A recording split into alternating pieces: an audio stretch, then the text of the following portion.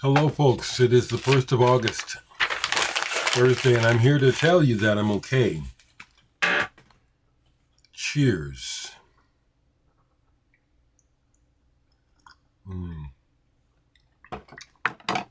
Take nothing for granted, people. I take nothing for granted.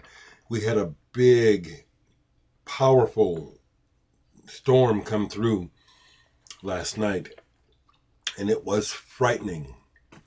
It was scary. Should have made the news, probably did.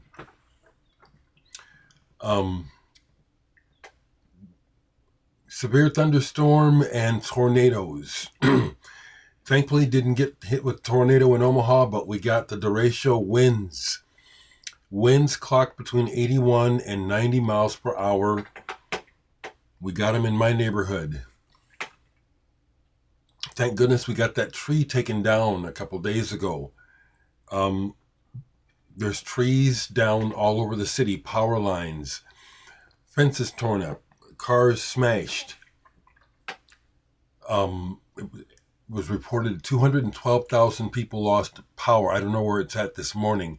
That's the largest power outage we've ever experienced in my city of Omaha. It was frightening, people, I'm telling you.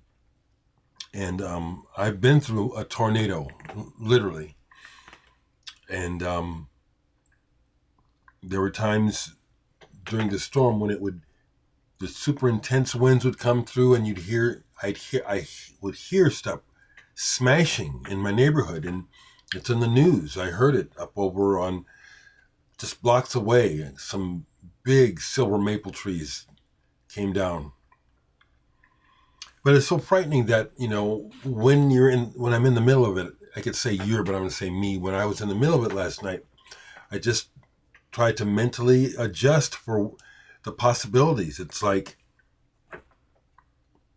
I would just stand in the living room at the most intense moments and just say, spare us, just please spare us. That's all I had to say, to the elements, spare us. Because the wind was so intense that, I was mentally preparing for trees blowing down, maybe possibly on the house, or there's even points where the wind was so intense the thought was, is it going to blow the house apart? I just have to mentally try to steel myself for what could possibly happen. I feel blessed. We got that tree cut just in time for this storm. It's like the timing couldn't have been better because, big pile of wood in my backyard now. Free firewood. But that tree was all entangled in the other trees and my power lines. And that would have probably been a mess if the tree had still been up in last night's storm. It was frightening. I lost power and was prepared to not have power. I got it back. I feel fortunate. The old saying, Mother Nature ain't nothing to fuck with, as Wu-Tang says.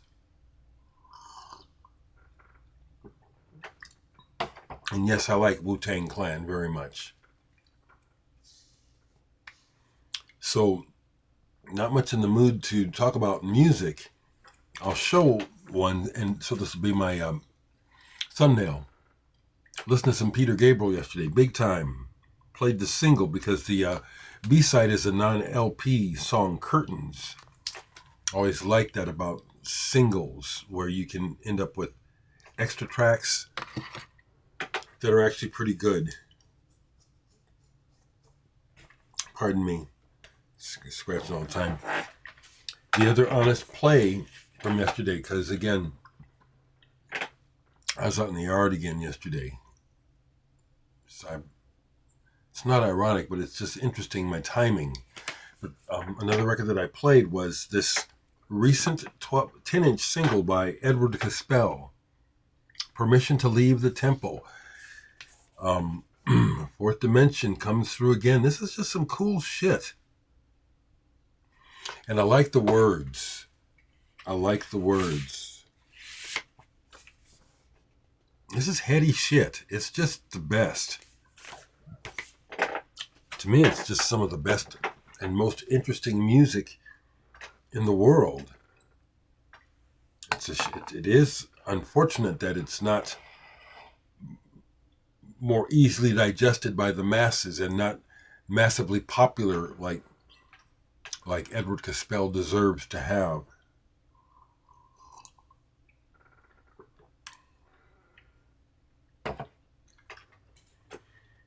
So that's really what I want to share. I'm okay.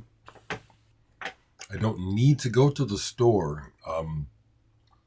And I'm not trying, but I'm driving as little as possible as I just sit on my money to let it, to build, so that I can get, because I can't afford a new car. I need to keep this car running. I have to have transportation. So,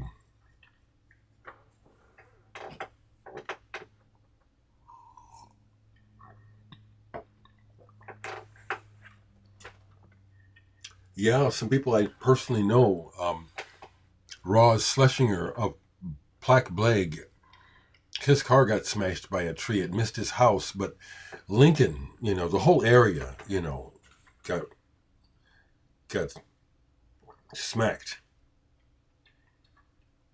And as I observe things and have been observing events, it was apparent to me, and you folks that watch me know that I said it last year, or first year, this summer is going to be a doozy.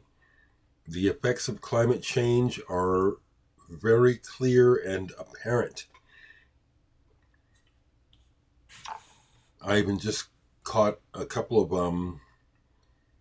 reports on cities that could potentially be underwater by 2030, and it's 2024.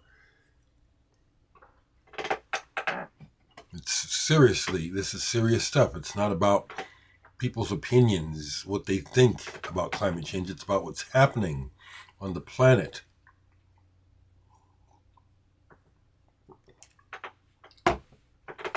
And those wildfires, those wildfires. So that's what's on my mind, folks. I really, don't have something real cheery and pleasant to share with you. Although I'll say again, I'm very thankful to have been spared by the weather last night. Okay, I'll talk to you later.